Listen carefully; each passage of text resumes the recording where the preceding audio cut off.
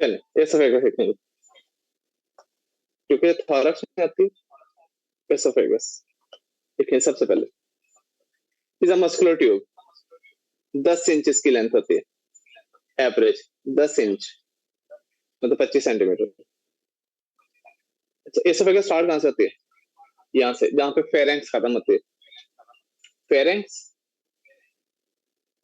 इससे नीचे ये एसोफेगस स्टार्ट हो जाती है। और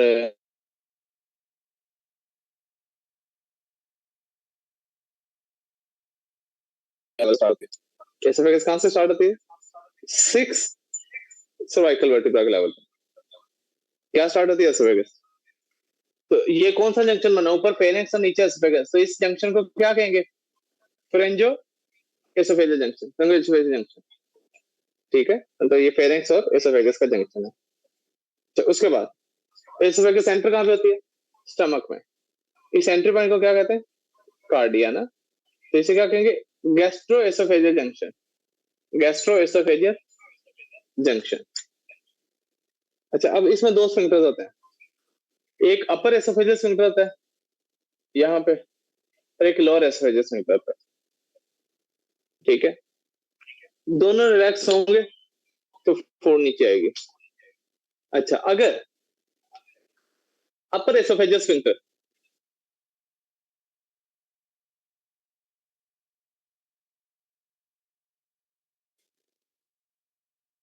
ठीक है, अगर अपर एसोफेजियल, तो सीट तो बात करेंगे।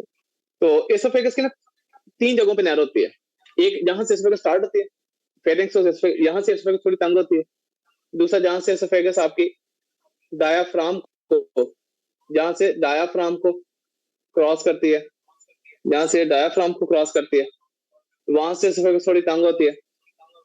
तीसरी एसोफेगस हमारी तंग होती है सेंटर से, क्योंकि यहाँ पे हमारा हार्ट का क्या होता है? जी bros, arch of aorta, arch of aorta. तो एसोफेगस होती है, और साथ में इधर होता है जी हमारा जो ट्रेकिया डिवाइड होता है ना दो में, right bronchus and left bronchus, left bronchus. तो एसोफेगस को तीन जगहों पे एसोफेगस ब्लॉक होती है, नैरो होती है। जहां से एसोफेगस स्टार्ट होती है, ठीक है, फेरेंक्स और एसोफेगस का जंक्शन जहां पे एसोफेगस एंड हो रही है, स्टमक सॉरी डायफ्राम को क्रॉस कर रही है, वहां से एसोफेगस थोड़ी नैरो होती है। और तीसरी जहां पे आपको लेफ्ट ब्रोंकस जो लंग्स को जा रहा है, लेफ्ट ब्रोंकस, वहां से एसोफेगस आपकी थोड़ी नैरो होती है। तो एसोफेगस स्टार्ट किस लेवल से? 6 सर्वाइकल वर्टिब्रा से। सर्वाइकल वर्टिब्रा डायाफ्राम के अंदर जहां से एंटर होती है वो होता है 10th थोरैसिक लेवल। ये जो डायाफ्राम में एसोफेगस एंटर होती है किस वर्टिब्रा के लेवल पे होती है? न्यूरोस T10, 10th थोरैसिक वर्टिब्रा। हाँ, उसके बाद एसोफेगस की ब्लड सप्लाई। अब मेरी बात सुनो गौर से, यहाँ पे क्या होता है? ये कौन सा ग्लैंड होता है? थायराइड। तो एक तो आर्टरी आ जाएगी थायराइड से, थायराइड इसके पास ही नहीं है ऊपर जी bros? Yes sir, inferior thyroid artery. अच्छा, और नीचे वाला हमने पहले पढ़ लिया कि नीचे वाली एसोफेगस को कौन सप्लाई करती है? नीचे वाले पार्ट को लेफ्ट गैस्ट्रिक आर्टरी। ऊपर वाले पार्ट को किसने कर दिया? थायराइड ने। नीचे वाले पार्ट को स्टमक ने कर दिया, स्टमक की आर्टरी ने। तो नीचे वाला पार्ट जो है वो lower 1/3 left gastric artery, upper 1/3 inferior thyroid artery, middle 1/3, middle 1/3 को किसने सप्लाई किया? Thoracic aorta, thoracic aorta, simple. Veins उसको पुठी कर दो, इंफीरियर थायराइड आर्टरी है तो इंफीरियर थायराइड वेन भी है। ठीक है, उसके बाद लेफ्ट गैस्ट्रिक आर्टरी है तो लेफ्ट गैस्ट्रिक वेन भी है। मसला आता है मिडल में, मिडल वाली आर्टरी कहां से निकली थी? Thoracic aorta. अब थोरैसिक एओर्टा क्योंकि अल्टरनेट वहां पे क्या होती है? एज़ाइगस वेन। हाँ, तो जब जो चीज एओर्टा से चेस्ट में से निकलेगी, अब उसकी अल्टरनेट वेन नहीं होती ना। जो चीज चेस्ट में एओर्टा से निकलेगी, जो आर्टरी, उसी आर्टरी के नाम की वेन लिखोगे लेकिन ड्रेन किस में कर दोगे? जी ब्रोस, एजाइगस वेन। इसलिए चेस्ट में ना एक चीज याद रखना, जो चीज एओर्टा से निकलेगी, थोरेसिक एओर्टा से, जाहिर है वहां पे उसके अल्टरनेट वेन तो नहीं है, उसके अल्टरनेट एजाइगस वेन होती है। जी ब्रोस, क्लियर है? तो मिडल मिडल का किस में जाएगा लिम्फेटिक, वो आपका blood venous supply, azygos vein. Azygos vein. Lymphatic drainage ऊपर वाला गर्दन के करीब है ना, ऊपर वाला पार्ट एस्फेगस का, यस सर। ये ऊपर वाला पार्ट गर्दन के करीब है ना, यस सर। इसका यहाँ पे भेज दो। अनॉटमी ना समझदारी से करने वाली होती है। अब देखो ये पार्ट ऊपर है तो ऊपर भेज दो, नीचे वाला का नीचे भेज दो, सेंटर वाला का सेंटर में रहने दो। तो ऊपर वाली एसोफेगस का जो लिम्फेटिक ड्रेनेज है वो किसमें आता है? डीप सर्वाइकल लिम्फ नोड, ये गर्दन के डीप सर्वाइकल लिम्फ नोड। नीचे वाला हमने पहले पढ़ लिया, लेफ्ट गैस्ट्रिक आर्टरी, और इधर से जो लिम्फ नोड जाएगा वो किसमें जाएगा? सीलियक लिम्फ नोड में नहीं जाएगा। Yes sir. मिडल वाला रह गया, मिडल वाला सेंटर में लंग्स में जो स्पेस होती है उसे क्या कहते हैं? मेडिएस्टिनम। तो मेडिएस्टिनल लिम्फ नोड वेलमोंग। ऊपर वाला सर्वाइकल लिम्फ नोड में भेज दो, नीचे वाला सीलियक लिम्फ नोड में भेज दो, सेंटर वाला mediastinal lymph node. Atif, Humaira, Zoya, Usama, सब लोगों को बात समझ आई? Yes sir. Yes sir. Yes. Nerve supply, vagus nerve, parasympathetic nerve supply. उसके बाद जी बस बहुत है। ये आपकी एब्डोमेन की मोटी मोटी नाटने हो गई। सब लोगों को बात समझ आई है? आतिफ, हुमैरा, जोया, उसामा। यस। डॉक्टर जोया, जो आज पढ़ा शुरू से लेकर तक रिवाइज करें। सर मेरे नेट ठीक नहीं चल रहा। डॉक्टर आयशा, आप रिवाइज कर दें। Yes sir. स्पीड मारनी है डॉक्टर आयशा। पेनक्रियास की ब्लड सप्लाई पे ना रुक जाइएगा, मैंने वो लिखी नहीं है, वो वहां पे स्लो, बाकी हर जगह स्पीड। कहाँ पे स्लो कर दे जी आतिफ? पेनक्रियास की ब्लड सप्लाई, सुपीरियर पैंक्रियाटिक और ड्यूडनल आर्टरी, इन्फीरियर पैंक्रियाटिक और ड्यूडनल आर्टरी। वो तो लिखा है, वेन नहीं लिखी। सुपीरियर पैंक्रियाटिक और ड्यूडनल वेन पोर्टल वेन में, इन्फीरियर पैंक्रियाटिक और duodenal when superior mesenteric when में। चलें, ठीक है सर। Yes sir. सबसे पहले एनल कैनाल। एनल कैनाल को डिवाइड करते हैं टू पोर्शन में, अपर एंड लोअर। जो डिवाइड करती है वो है डेंट लाइन और upper half anal canal. Upper half anal canal को अप्लाई करती है सुपीरियर रेक्टल आर्टरी, वेन जो कि ड्रेन होती है पोर्टल वेन में, इंफीरियर हाइपोगैस्ट्रिक प्लेक्सस होता है जो कि ऑटोनोमिक होता है और इसमें लेस पेन होती है। इंटरनल इलियक लिम्फ नोड होता है, इंटरनल हेमराइड्स होते हैं जो कि पेन नहीं होती है इसमें, और इसके जो एपिथेलियम होता है वो कॉलमनर एपिथेलियम होता है और कार्सिनोमा एडिनोकार्सिनोमा होता है। लोअर हाफ की बात करें तो उसमें इंफीरियर रेक्टल आर्टरी आ जाती है जो कि ब्रांच है इंटरनल पोडेंटल आर्टरी की, और इंटरनल पोडेंटल आर्टरी ब्रांच है इंटरनल इलियक आर्टरी की, जिसमें पोडेंटल नर्व होती है और जो कि नर्व सप्लाई होती है, और ये कंट्रोल करती है हम और ये सोमैटिक और ये पेनफुल होती है।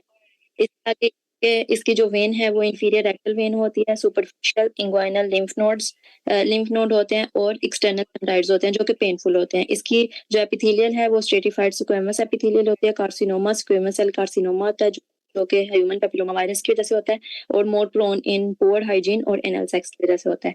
आगे एनल फिशर, अगर इस लोअर पार्ट के म्यूकोजा में टेयर हो जाए तो एनल कहते हैं, और मोस्ट कॉमन काज है कॉन्स्टिपेशन। फिर हमारे पास नेक्स्ट आ जाता है लीवर। लीवर को हमारे पास दो लोब में डिवाइड करता है, फैल्सिफार्म लिगामेंट लेफ्ट एंड राइट में। आगे राइट लोब फर्दर डिवाइड होता है दो लोब में, कॉर्डेट एंड कॉर्डेट।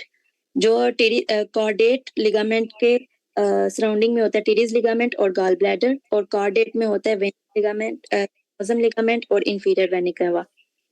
फिर हमारे पास लीवर का कैप्सूल हो जाता है, कहते हैं ग्लेसन्स कैप्सूल। इसको एक नर्व सप्लाई होती है और ये अगर इसमें पेन होगा तो राइट अपर क्वाड्रेंट में पेन होगी। फिर हमारे पास आ जाता है इसकी blood supply portal vein 80% portal vein blood supply होती है और 20% पोर्टल प्रॉपर हेपेटिक आर्टरी होती है। इसकी वेनस ड्रेनेज की बात करें तो हेपेटिक वेन होती है जो कि 3 to 4 होती हैं और इसमें सीलिक लिम्फ नोड होते हैं, सीलिक प्लेक्सिस होता है और इसके सीलिक प्लेक्सिस होता है जो कि parasympathetic vagus left vagus nerve होती है। अगर हम लिवर के जोन की बात करें तो 3 जोन होते हैं 1 2 3 जो हेपेटिक वेन में हेपेटिक वेन के सराउंडिंग होगा वो जोन 3 है, फिर जोन 2 और जोन 1 जो पोर्टल वेन के सराउंडिंग होगा। अगर जोन 1 की बात करें तो ये मोस्ट कॉमन इफेक्ट होता है इन वायरल हेपेटाइटिस में और एनी टॉक्सिन जो हम खाएंगे लाइक इनटेक करेंगे कोकेन वगैरह और ये हाईली ऑक्सीजनेटेड होता है। जोन 2 की बात करें इसमें हमारे पास yellow fever most common cause होती है इसको डैमेज करने की। जोन 3 में हमारे पास ये पेरी सेंट्रल जोन होता है और ये प्रोन टू इस्कीमिया होता है।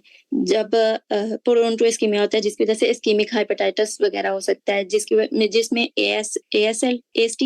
AST and ALT in thousands में होंगे।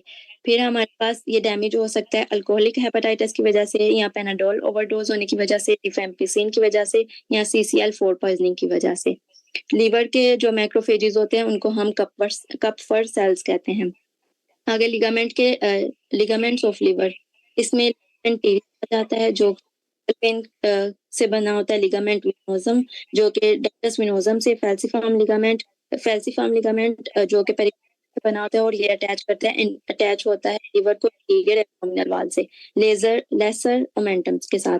फिर हमारे पास क्रोनरी लिगामेंट आ जाता है जो कि अटैच होता है डायफ्राम के साथ और right and left triangular ligament ये भी दोनों पेरिटोनियम से बने होते हैं।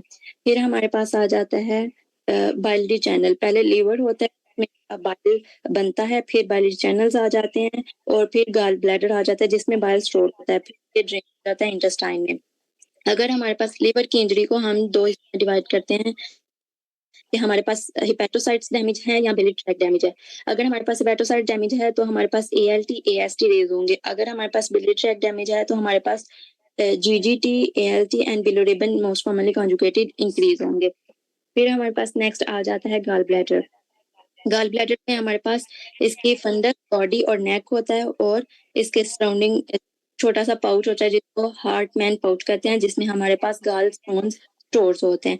फिर हमारे पास इसकी ब्लड सप्लाई इसकी बाइल डक्ट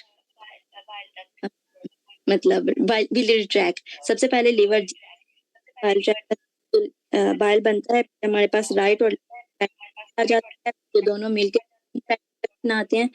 फिर जिसके साथ सिस्टिक डक्ट मिलके कॉमन बाइल डक्ट बनाते हैं, कॉमन बाइल डक्ट और पेंक्रियाटिक डक्ट हो जाते हैं ड्यूटीनम में। एट द पॉइंट ऑफ हेपेटोपेंक्रियाटिक इधर ही हमारे पास जो ड्यूटीनम होते हैं इसके मसल्स एम्प्यूला को सराउंड करते हैं जिसको हम स्फिंक्टर ऑफ ओडी कहते हैं। अगर ये कंस्ट्रिक्ट हो जाए तो हम बाइल आगे मूव नहीं करेगा, ब्लॉक हो जाएगा जिसकी वजह से पेंक्रियाटाइटिस वगैरह हो सकता है। और अगर हमारे पास बाइल डायलेटेड है पेंक्रियाटाइटिस है लेकिन स्टोन नहीं है तो हमारे पास स्फिंक्टर ऑफ ओडी डिसफंक्शन वजह हो सकता है। अब इसको रिलैक्स कौन करता है? EC के एंजाइम। और इसके पास जो गाल ब्लैडर का लिम्फ नोड है वो सीलिक लिम्फ नोड है, प्लेक्सिस भी सीलिक प्लेक्सिस है और नर्व है वेगस पैरासिम्पथेटिक। फिर हमारे पास आ जाता है पेंक्रियाज।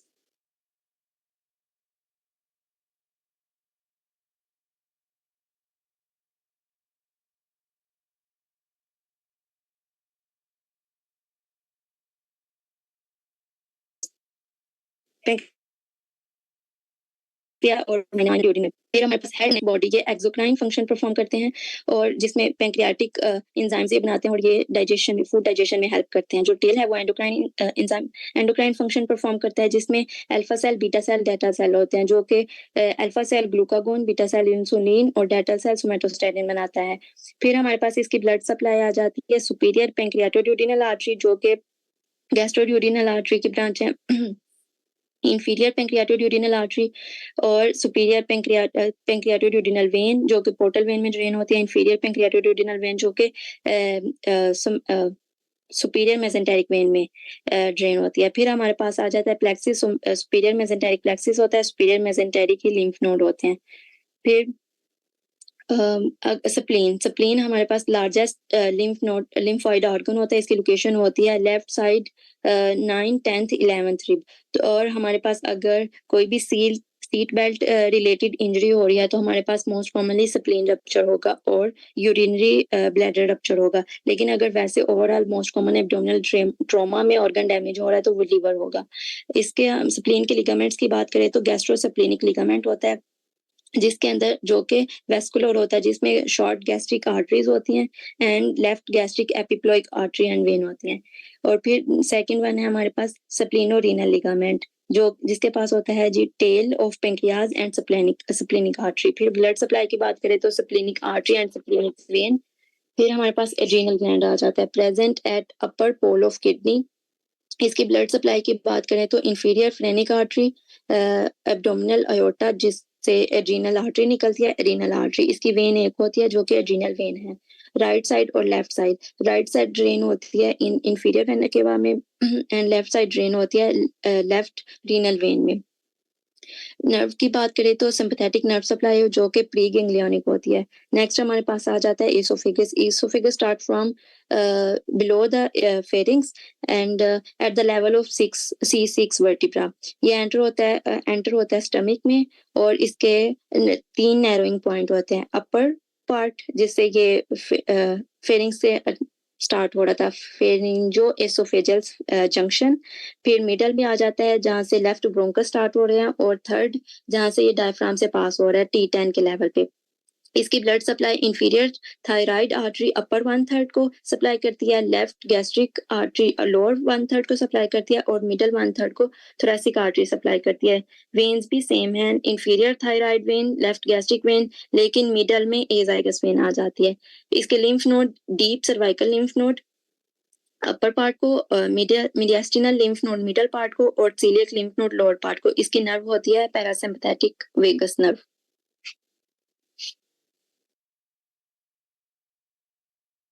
जी थैंक यू जी, thank you. Okay okay sir, bye.